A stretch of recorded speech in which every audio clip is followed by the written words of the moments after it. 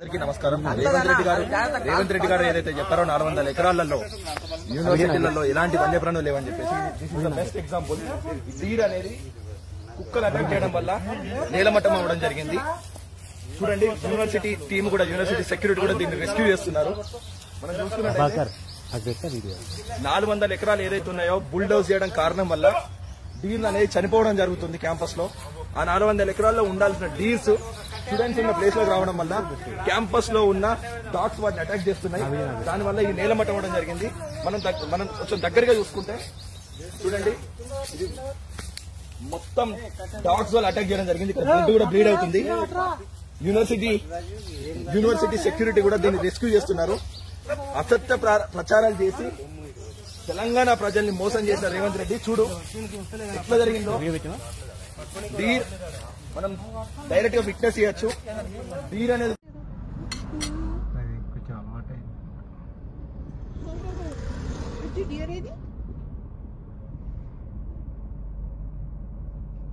బాగా ఆకలిస్తున్నట్టుంది పాప.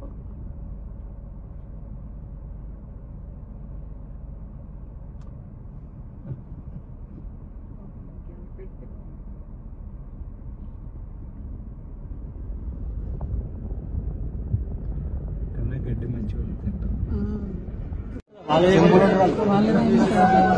Bucket చారే bucket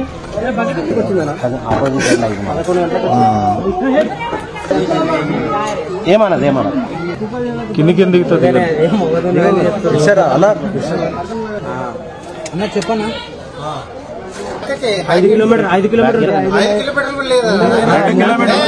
2 ఆడనే ఒకరు సైడ్ కాదండి. దానికి నీళ్ళు పెట్టి ఈతలకు వచ్చినట్టు అన్న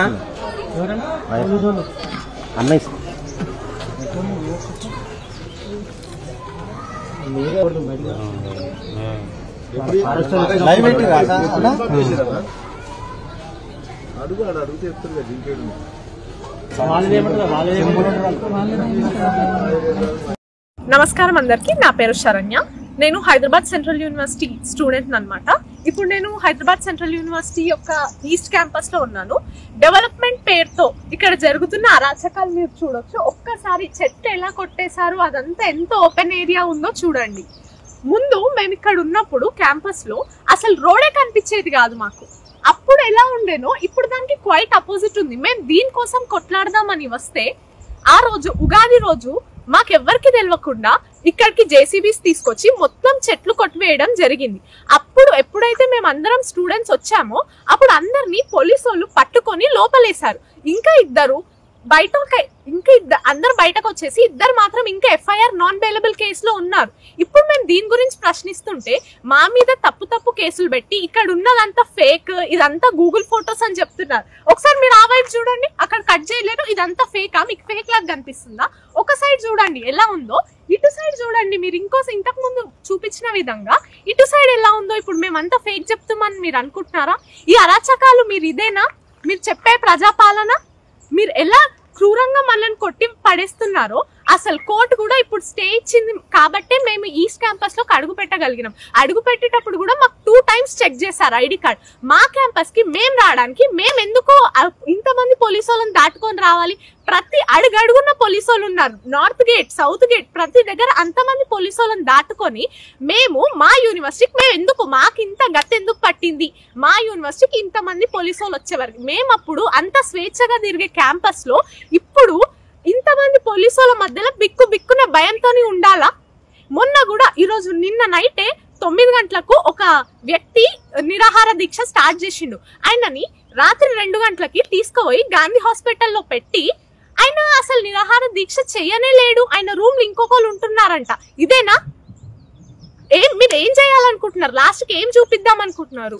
నిన్న కూడా కోర్టులో జేసీబీ వీటి గురించి మన ఇష్యూ గురించి మాట్లాడారు. ఈ కోర్టులో మాట్లాడడం వల్ల దాంట్లో వీళ్ళు ఆర్డర్ ఇవ్వడం వల్ల వీళ్ళు ఏం చేశారంటే ఈ రోజు అన్ని జేసీబీస్ అన్ని క్లియర్ చేశారు.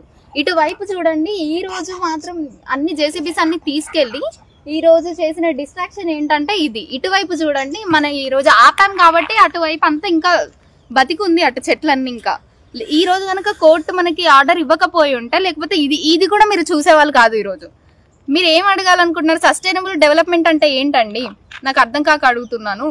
న్యాచురల్ రిసోర్సెస్ ని డిస్టర్బ్ చేయకుండా మనం డెవలప్మెంట్ అనేది చేయాలి.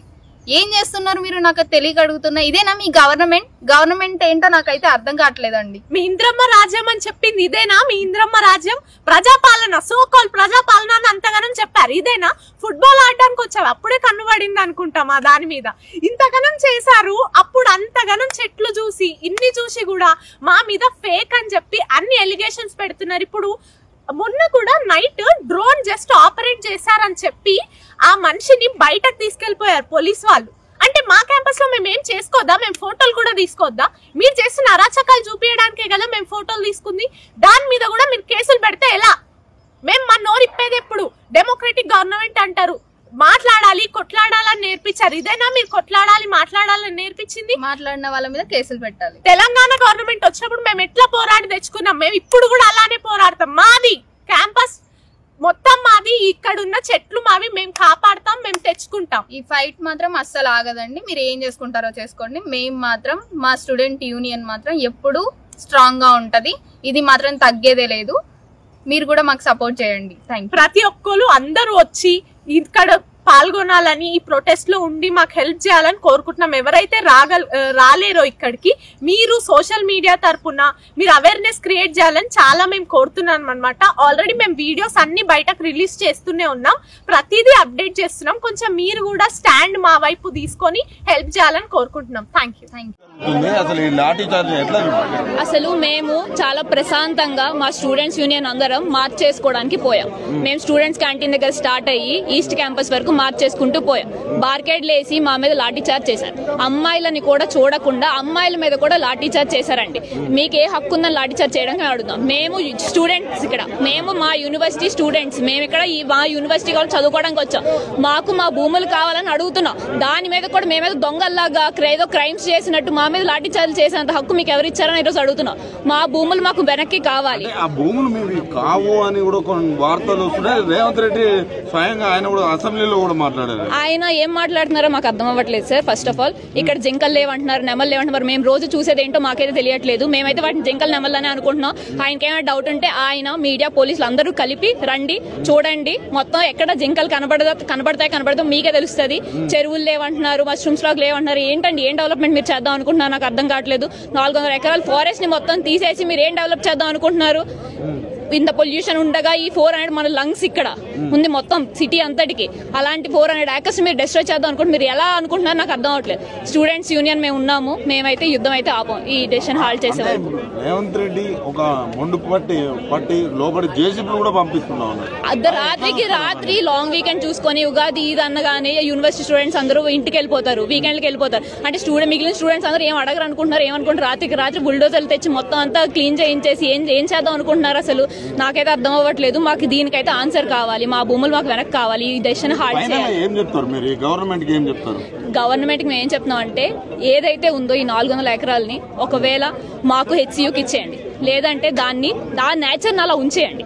ఆ నేచర్ ని డిస్ట్రాయ్ చేయొద్దు. ఏదైనా వైల్డ్ శాంక్చురీ గానో లేకపోతే ఏదైనా నేషనల్ పార్క్ గానో దాన్ని ఉంచండి. హెచ్సియుకి ఏదైతే ఉందో మాకు కంప్లీట్ బౌండరీ కావాలి. ఇలాంటి ఎంక్రోచ్మెంట్స్ చాలా జరుగుతున్నాయి, ఇప్పటికే చాలా ఎంక్రోచ్మెంట్స్ ఉన్నాయి దీంట్లో. సో మాకు ఒక కంప్లీట్ బౌండరీ ఇప్పుడు ఏదైతే ఉందో మాకు చాలా ఎమర్జెన్సీగా ఉంది. అక్కడ లాఠీ చార్జ్ చేస్తున్నారు, ఆడపిల్లని కూడా చూడట్లేదు, నచ్చినట్టు ప్రవర్తిస్తున్నారు పోలీసులు. మాకు లోపల మీడియా కూడా లేదు, ఎవరు లేరు అక్కడ అట్లీస్ట్ కవరేజ్ చేయడానికి కూడా. మేము ఎవరికి చెప్పుకోవాలి? మేము స్టూడెంట్స్ అండి, మీకు పొలిటీషియన్ బ్యాక్గ్రౌండ్ లేదు, మాకేం లేదు, మేము చాలా నార్మల్ సాధారణ స్టూడెంట్స్. మాకు ఆన్సర్ కావాలి. మాకు ఈ ఏదైతే ఉందో ఫస్ట్ ఈ డెసిషన్ అయితే హాల్ట్ చేయాలి. ఇప్పుడు ఆ జింకలు నెమలు ఆల్రెడీ సగం పోయాయి, ఇంకా మిగిలితే ఇంకేం ఉండదు. మన ఇండియాలోనే ప్రెస్టీజియస్ యూనివర్సిటీ మన యూనివర్సిటీ ఆఫ్ హైదరాబాద్ అనేది ఇన్ని ఎకరాల యూనివర్సిటీ ఉందని కూడా జనాలు చాలా ఆశ్చర్యపోతున్నారు. అలాంటి దీన్ని కూడా మొత్తం తీసి ఏం డెవలప్ చేద్దాం అనుకుంటున్నారు? నాకు అర్థం అవ్వట్లేదు. అంటే డెవలప్ ని వేరే రాజకీయ శక్తులు అడ్డుకుంటున్నాయి తప్ప ఈ స్టూడెంట్స్ ఎలాంటి ఇబ్బంది లేదు. ఇది కేవలం వాళ్ళు రాజకీయ ఇష్యూ అనుకుంటున్నారండి. చాలా పొలిటిసైజ్ చేసి చేస్తారు ఈ మ్యాటర్ ని. మాకు స్టూడెంట్స్ నేచర్ మాకు అది మాత్రమే తెలుసు. మాకు ఏ పొలిటీషియన్స్ తెలియవు, మాకు దేంట్లోనే అన్నట్టు. మేము హెల్ప్ అందరినీ అడుగుతాం, ఎందుకు అడగమండి, అందరినీ హెల్ప్ అడుగుతాం. ఎవరు చేస్తున్న వాళ్ళు మాకు సపోర్ట్ ఉంటారు. సో ఏదైతే ఉందో మీ మీడియా వాళ్ళు కానీ ఎవరైనా సరే మాకు నేషనల్ సపోర్ట్ కావాలి దీనికి. ఇక్కడ ఏదైతే సెంట్రల్ గవర్నమెంట్ కూడా ఇక్కడ గట్టి అంటే దీన్ని ఫోకస్ చేయకుండా ఎలా చూస్తారు అంటే అక్కడ స్పందించడం నరేంద్ర మోడీ కావచ్చు వీళ్ళందరూ ఇంకా స్పందించట్లేదు. మాకు తెలిసినంత వరకు ఇది స్టేట్ మ్యాటర్ అని చెప్పి వాళ్ళు సైడ్ తీసుకుంటున్నారేమో, కానీ మా స్టూడెంట్స్ యూనియన్ ఆల్రెడీ వాళ్ళ దగ్గరికి వెళ్ళారు. మేము పోస్ట్ కార్డ్స్ పంపించాము, ఆల్రెడీ వాళ్ళ దగ్గరికి వెళ్ళారు, కొంతమంది రిప్రజెంటేషన్స్ ఇచ్చారు. సో వాళ్ళ డెసిషన్ కోసం వెయిట్ చేస్తున్నాం మేము. యాజ్ ఆఫ్ నౌ మాకు ఈ డెసిషన్ అయితే హాల్ట్ చేయాలి. ఏవైతే బుల్డోజర్లు వచ్చాయో ఈ యుద్ధం అయితే ఆగదండి. వాళ్ళు ఈ బుల్డోజర్లు అన్ని వెనక్కి తీసుకెళ్లాలి. అంతవరకు అయితే మేమైతే యుద్ధాన్ని ఆపాం. ఇక్కడ యూనియన్ ఉన్నాం, మేము ఉంటాం. థ్యాంక్స్ అండి.